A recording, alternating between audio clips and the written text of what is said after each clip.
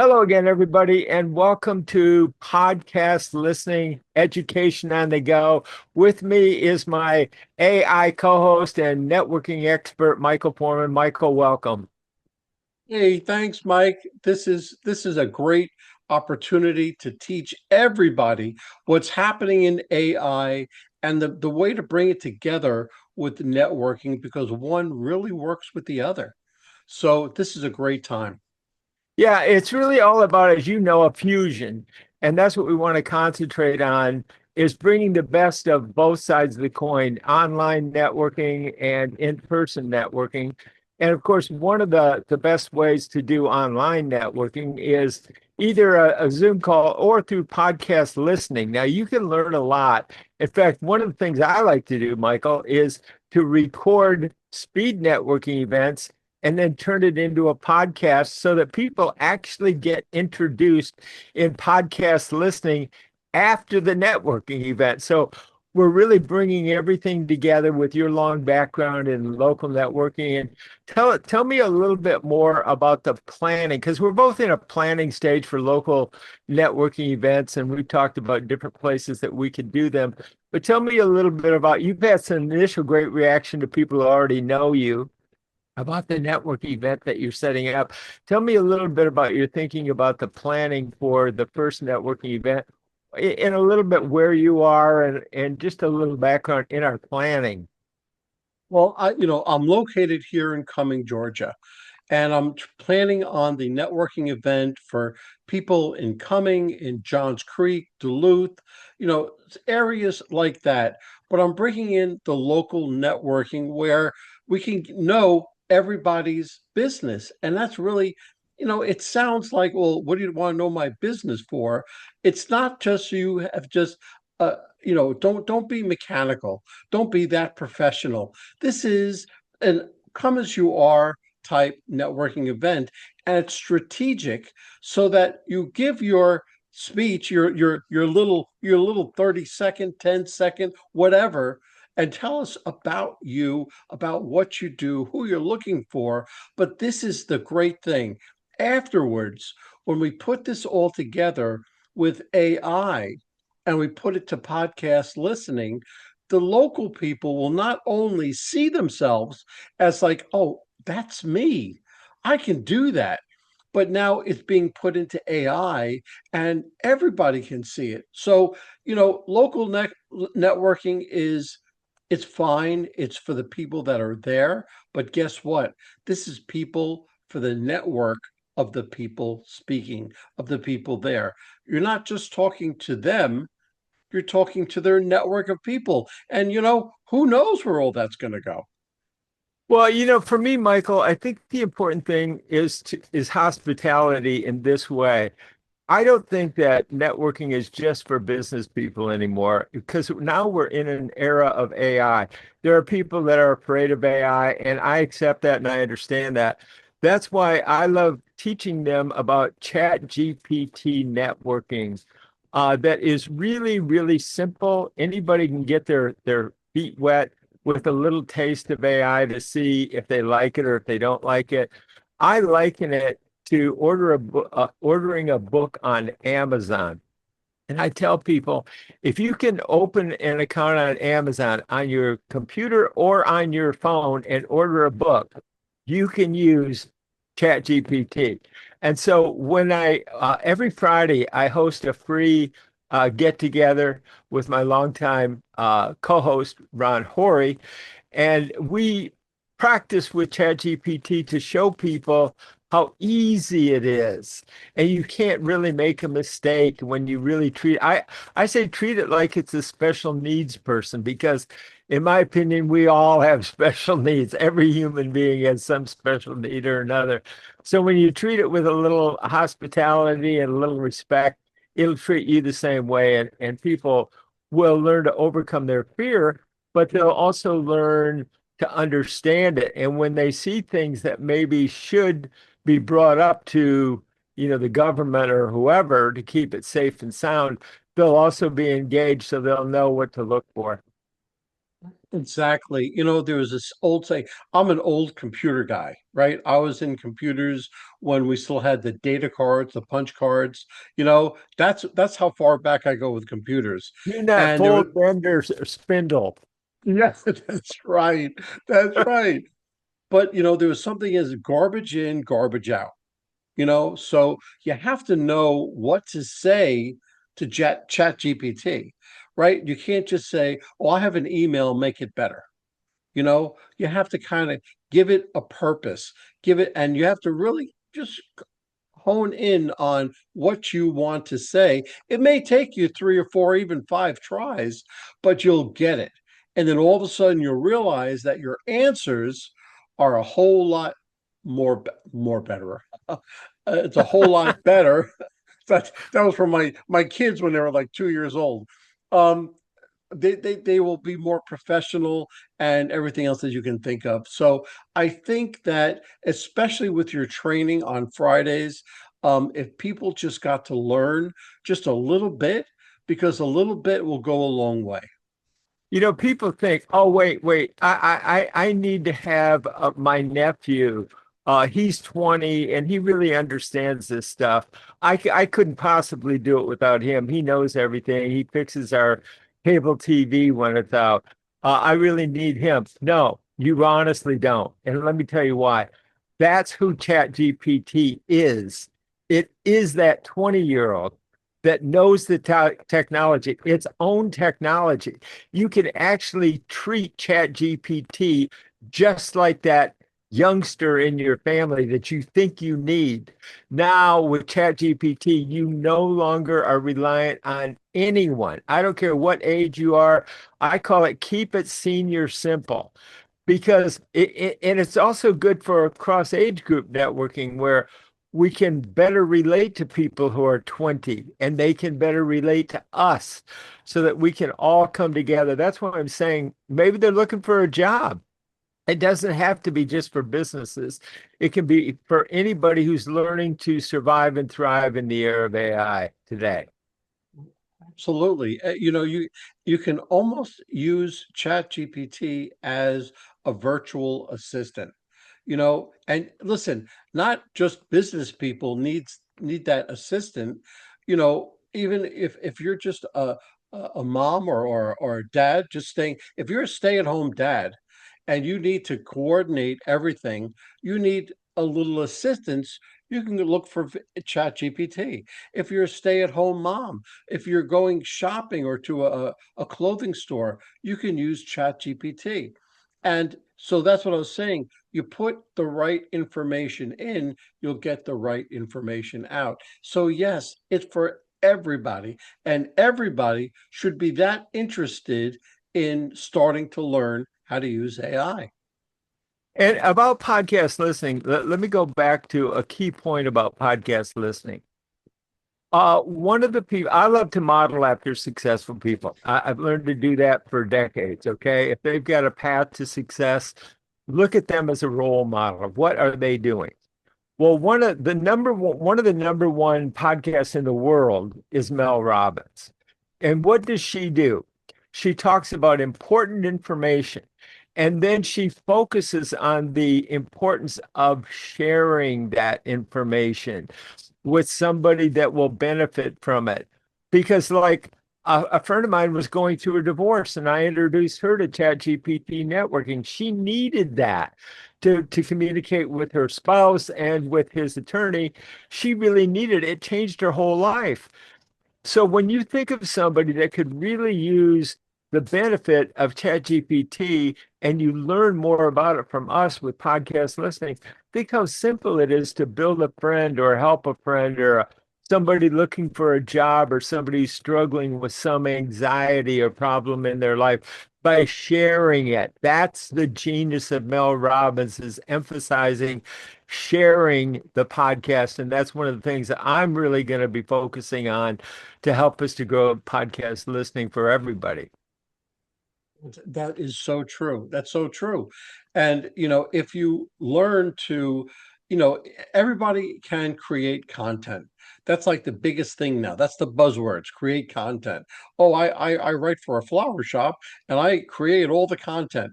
That's great, but who are you going to share it with? Who if your marvelous intellect and your great blog posts. Well, that's great if you just post it, but who are you going to share it with? Who needs the information that you're supplying? That's where you have to find out. And that's where AI can come in handy. That's where local networking comes in handy because you, as a professional, if you walk into a networking group or environment, you are the professional of whatever you do. So you have to act accordingly, but you're sharing the information with the people that know it. You are a problem solver and you share it. Well, I love to riff during podcasts and during interviews a little bit. You used a very important word, and I'll kind of go with the Who, the band The Who. Okay, so but that's what you have to be thinking of, the Who. Who are you sharing with, and what are you sharing? Now, folks, you got if you're creating content and you think that's good enough, let me explain this to you. Creating content with ChatGPT is a little bit like a kid's bubble machine that just puts out bubbles, tons and tons of bubbles, and they just float off into the universe. But there's no who there inside of them. They're empty bubbles. There's no who inside of them, and they're not reaching any who because the who is who's going to buy from you, who's going to hire from you. Are you reaching the who that you're trying to connect with, or are you just creating content that is mindless and going nowhere? That's where Michael and I are focusing on love local networking. Come to an event, shake hands. That's the who right in front of you. When you shake hands, because that is who can give you a referral. That is who can buy from you. That is who that can help you to grow the event. So we really concentrate on the who, and that's just what my little off the cuff thought to really focus on the who when you are networking and when you are marketing. That's exactly right. And that really illustrates, who you're writing all this content and who wants to hear it. Well, you know what? You put it on enough different platforms and somebody will see it. Somebody that knows what they want or says, okay, I need you, then they can see it. So it really, but that all boils down to local networking and or the AI platforms. So you have the best of both worlds. You really do. So actually, I think there's three things that we want to think about, folks. Number one is the grounding of love local networking and have an impact in your community immediately just by going to a local networking event. That's immediately you're becoming more engaged in your community and how maybe you can help the community or help somebody in the community. That's number one. Number two is podcast listening because AI education is becoming a vital skill. Learn how to learn AI. That's vital. The easiest way to learn AI is through podcast listening. And I mean that sincerely because all you have to do is put on the headset, go for a walk, do something you love doing. The joy is in the doing. Oh, I'm too busy. I've got grandkids. I can't learn anything new. I got to go take care of them. Well, you know what? You love taking care of them. Put on a headset as you take them to the zoo or whatever. So, spend time doing what you love doing. Go fishing, skiing, whatever you want to do. But podcast listening is a really simple way to learn and more deeply where you can really absorb it without distractions. And so you're going to learn it deeply. But then what do you do after a networking event? And why don't we talk a little bit about the checking in and following up, Michael, about after somebody goes to one of your networking events, what is the best advice that you give them about checking in and following up? Well, the best advice, because follow up for me is probably more important than actually meeting the person themselves. Because when you follow up, 95% of the people don't follow up correctly. And that's the whole point. When I coach somebody, when I do a workshop, I teach them exactly how to follow up, because what does that do? That keeps me top of mind. So if you finish your networking event, most people say, oh, 24, 48 hours, I'll get back to them. I'll tell them thank you and everything else because I have all this going on. Well, that's the wrong attitude to take, because as soon as you go back, whether it's the office or your home, whatever, you send them a quick thank you. Hey, Mike, thank you for your time tonight. I had a great conversation with you. Hope to see you soon, Michael. That's it.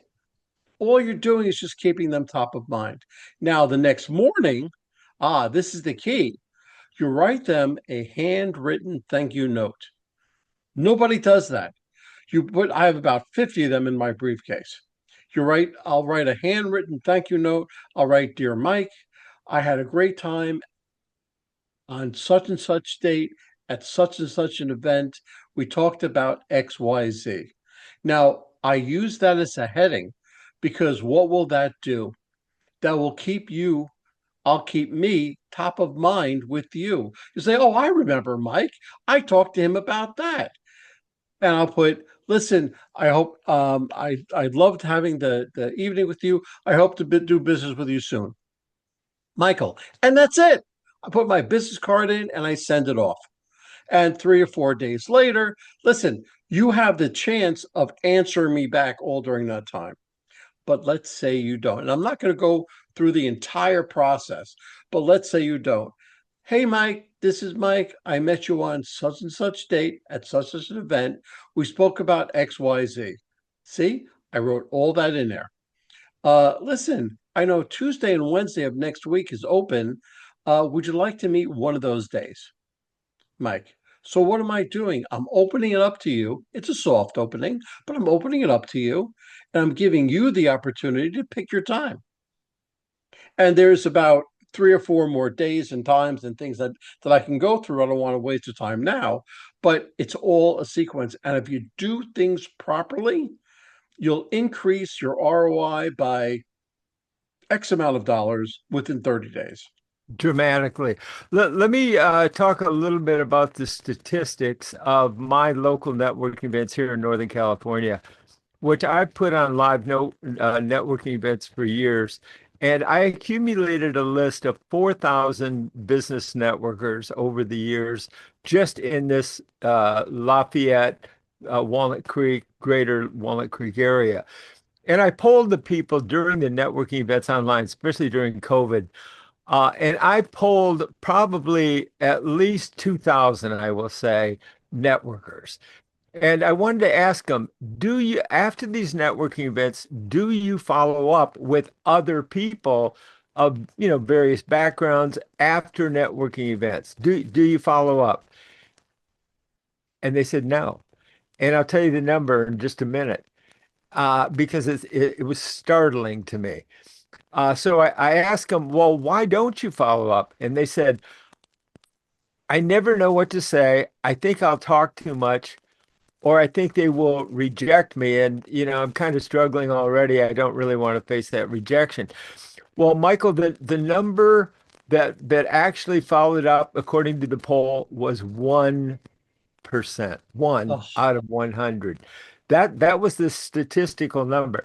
So the point is, if you follow Michael's advice, and if you follow up after a networking event, you will be 1 in 100, okay, who actually follows up. Do you think you will stand out? Do you think you will be memorable when you are only 1 in 100? You will be a superstar of networking because if you're just going to networking events without following up, it's just a ritual. It may be fun, but it's not really growing your business. Why not combine it? Do networking for fun, but then do follow up for business. absolutely. Absolutely. And you find that it's really not just for business. You get so much more out of a follow up because the other person says they are interested in what I do. And who knows what kind of door that can open. You can create a friendship, of course, but it can open up so much more. But if you follow up correctly, I can't begin to tell you how important the follow up is than even just meeting the person. I feel that networking is the base of all business, but follow up is the key. It is. Okay, let's do a quick summary. Number one, we're talking about podcast listening, and we are recording a podcast listening episode. And I always like to record a spotlight, which is kind of like a trailer of the longer podcast, because I want to respect people's time. So they can get right to the good stuff and give them multiple options. Okay, so number one is podcast listening. That's how you're going to learn about AI, because we all have to learn AI. Number two is local networking events to make an impact right in your own local community and to grow all groups with cross-group networking. You can go to multiple groups and you cross-pollinate all groups and grow the groups. And then number three is ChatGPT networking for getting your beak wet in ChatGPT, checking it out a little bit, having fun with it, using it like that 20-year-old helper that you wish you had available to you 24/7. And you're going to have a blast with it because it's just the launcher. You can launch a text, you can launch an email, you can launch a podcast. You can begin to take it up to a video to multiple levels. So that's my little summary, Michael. What's your little summary takeaway? So we'll close it up with your final thoughts, give you the final word. Well, my final word is network, network, network. And the only way to network is to practice, practice, practice. Because the first time that you go out into networking, listen, you might be nervous, you won't know what to say, and honestly, you're going to suck at it, right?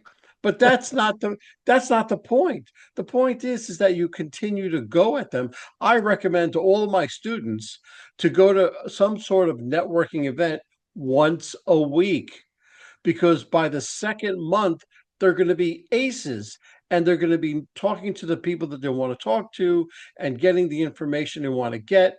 It's all going to be perfect, but you have to start somewhere. Start with local networking, use the AI to help launch you so that you're not just starting with everybody else, you're actually starting a little bit above. So if you want more, pay close attention. So, with my friend Michael Foreman, thank you for joining us here on podcast listening. I'm Mike Hayes, and we look forward to talking to you either online or in person. Thanks for joining us.